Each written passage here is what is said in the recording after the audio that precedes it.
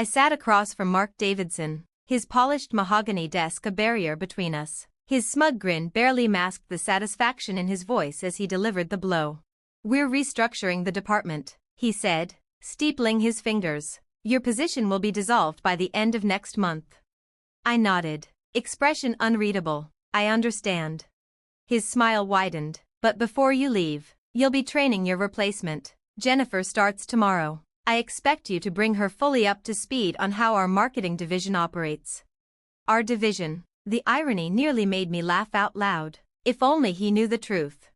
"My name is Sarah Catherine Mitchell. For the past 12 years, I've been the marketing director at Davidson Tech Solutions, or so they thought. In reality, I'm now its majority owner. 3 months ago, I quietly purchased the company through a holding firm I built from the ground up." Mark was too blind to notice that NKS Ventures, the firm that acquired Davidson Tech, stood for my own initials. "Of course," I said smoothly. "I'll make sure Jennifer's well prepared."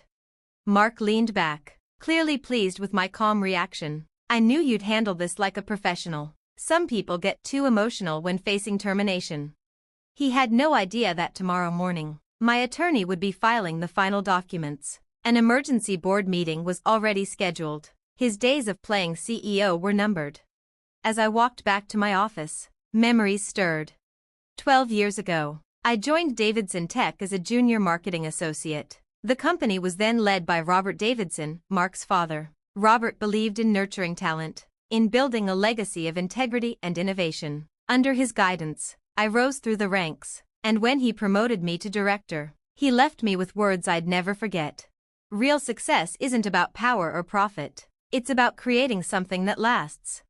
But 3 years ago, Robert passed away, and Mark inherited everything. He gutted the company culture overnight. Merit was replaced with nepotism. Creativity gave way to bureaucracy. Good people left, and clients soon followed. That's when I began buying shares. First, small amounts. Then, as shareholders lost faith, I began acquiring more through a shell company I formed, MC Ventures. Quietly, steadily, I built control. The final piece came when a major institutional investor offloaded their shares. Through a swift, carefully masked transaction orchestrated by my lawyer, James Chin, I gained the controlling stake. Mark remained blissfully unaware. Later that afternoon, Maya, my closest friend and the company's HR director, stepped into my office. "He still doesn't know?" she asked, eyes twinkling. "Not a clue," I replied, shuffling a few files. "He's too busy bragging about stealing Jennifer from our top competitor." Maya rolled her eyes. "The competitor that's been hemorrhaging clients and is about to get hit with a financial audit?" "That one," I said, smiling at the report tucked in my drawer. "Mark thinks he's outmaneuvered me, but he doesn't realize he's been playing checkers while I've been playing chess." "So, when's the big reveal?" "Tomorrow morning. James files at 8. The board meets at 10. And by noon, Mark Davidson's reign would be over." I paused, my fingers lightly brushing the photo on my desk, me standing beside Robert Davidson at the company's 10th anniversary celebration. His smile, warm and proud, still radiated from the frame. "It's time to make things right," I murmured. Maya nodded, her voice soft. "Robert would be proud of you. You're not just restoring what he built, you're evolving it." A lump formed in my throat, but I blinked the emotion away. There would be time for tears. Right now, there was work to finish. The next morning, I arrived before sunrise. Jennifer was already in the lobby, dressed to impress in a sleek, overpriced suit. Everything about her screamed ambition, but it was the hollow kind, loud, flashy, and empty. "Jennifer," I greeted her with practiced warmth. "Welcome to Davidson Tech. I'll be showing you the ropes." She gave me a polite smile that didn't reach her eyes. "Very generous of you. Mark's been telling me all about the exciting changes he's planning." "Oh, I'm sure he has." "Great," I said smoothly. "Let's begin with our marketing strategy. You'll want a full picture before proposing anything new." For 2 hours, I outlined our core campaigns, target demographics, and retention models. She listened, but not really. Every few minutes, she'd interrupt with half-baked ideas and buzzwords that showed her understanding was superficial at best. "These client retention plans seem outdated," she said at one point, waving dismissively at the presentation. "I've always found aggressive acquisition gets quicker results." I made a quiet note. Her arrogance only confirmed what I'd already uncovered about her last company's collapse. At 10 a.m., my phone buzzed. A message from James. "Documents filed. Board alerted. Meeting at 11. I closed my notebook and stood. "Jennifer, I'll need to pause our session. There's an emergency board meeting." Her brow furrowed. "That's strange, Mark didn't mention anything." "No," I said with a smile. "I don't imagine he did." In the boardroom, Mark was already mid-tantrum, yelling into his phone. "What do you mean there's a board meeting?" "I didn't authorize any," he cut off as I walked in. "Sarah? What are you doing here?" "This is for senior executives." I walked past him and took the seat at the head of the table. "I'm exactly where I need to be." His jaw tightened, but before he could respond, the other board members began to arrive, faces I hadn't seen much under Mark's rule, veterans of the company, loyal to Robert Davidson's legacy. James came in last, a thick folder tucked under his arm. He gave me a subtle nod as he sat. "This meeting is invalid," Mark snapped. "I didn't call it." "No," I said calmly. "I did." James began distributing folders. 3 months ago, I began, MKS Ventures acquired controlling interest in Davidson Tech Solutions. As of this morning, that acquisition is finalized and registered with the SEC. Mark turned pale. "MKS? That's your company?" "Yes. It stands for Sarah Catherine Mitchell. I've spent years preparing for this." Silence fell as the board absorbed the documents. A murmur ran through the room: recognition, understanding, and something else, relief. "You can't be serious," Mark stammered. "You're a department head. You can't afford this." "I could. And I did. Every share accounted for, every transaction legal." James leaned forward. "Mr. Davidson, all documentation is available here, each share transfer, every legal step taken. MKS Ventures now owns 51% of the company." "You," Mark sputtered. "You lied to everyone. You manipulated." "Careful, Mark," I said sharply. "The board is listening." He turned to them for backup, but found none. These were the people he'd ignored, disrespected, and replaced whenever they questioned him. "I propose a vote for new leadership," said Janet Chin, one of the longest-serving members. "Seconded," another added immediately. "This is a coup," Mark shouted, eyes wild. "You can't do this, I'm a Davidson." "No," I said quietly. "Your father was a Davidson. You just inherited the name. He built this company. You've been tearing it down." The vote was swift. In less than 15 minutes, Mark was out. Security was called. He resisted, hurling threats as they led him away.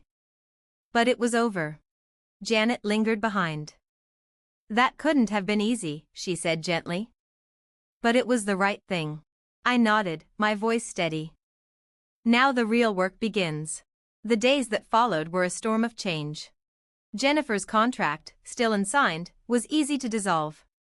A quick conversation outlining the ethical concerns surrounding her previous firm, and a few uncomfortable truths, convinced her to pursue other opportunities. Then came the company itself. Maya and I worked tirelessly, combing through years of HR records. We looked for the overlooked, brilliant minds passed over for promotions, sidelined voices, the quiet pillars who had kept Davidson Tech from crumbling. "Take a look at this," Maya said late one evening.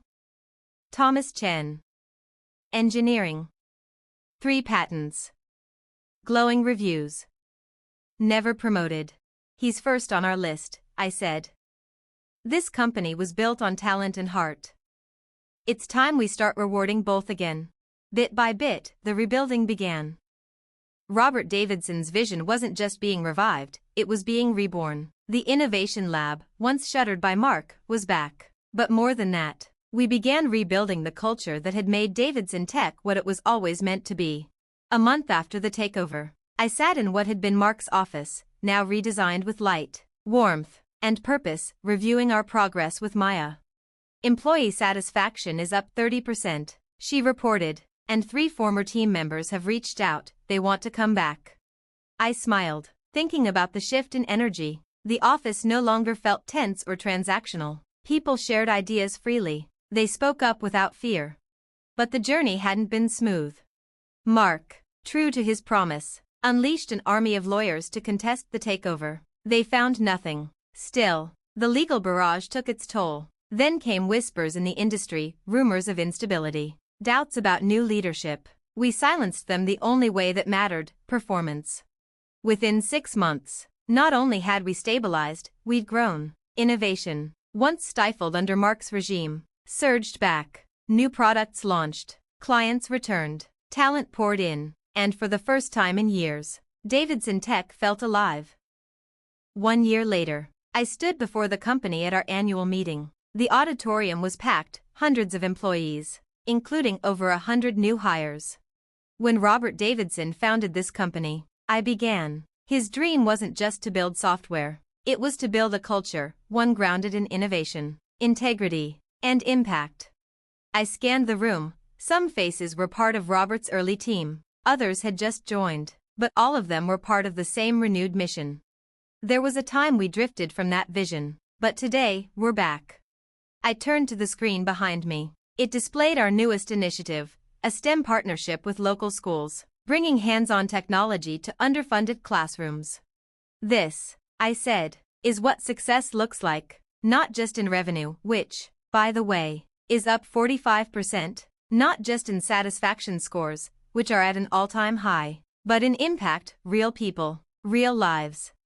After the applause faded, Maya joined me back in my office. I was staring at the photo on my desk, Robert and me, from a decade ago. He'd be proud, she said softly. I traced the edge of the frame. Sometimes I wonder if I went too far, if I did the right thing. You didn't just take over, she said, you rescued what he built and gave it a future. She was right. This past year hadn't just been about restoring Davidson Tech. It had been about redefining it. The products were smarter. The people were more empowered. The mission was clear. Beside Robert's photo sat a new one, taken at the company picnic last month. A sea of joyful faces, engineers and marketers, interns and veterans, all smiling in the sunlight. Our team. That evening, as I packed up to leave, a message pinged on my screen. From Margaret Davidson. Subject, thank you. Dear Sarah. I've watched quietly as you led Davidson Tech this past year. Robert always believed in you. He said you understood not just the business, but the heart of it. He was right. Thank you for carrying his dream, and for making it even better. With gratitude. Margaret. I read it twice, tears welling in my eyes.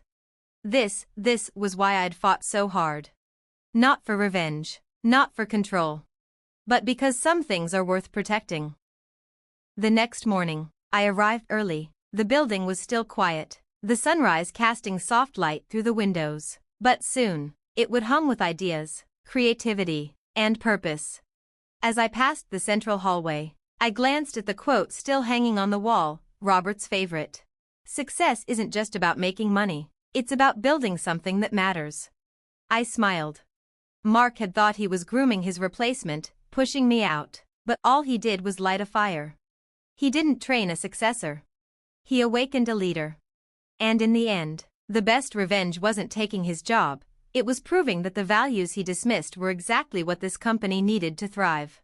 Integrity, innovation, respect. Not just slogans, but a legacy. And now, it was mine.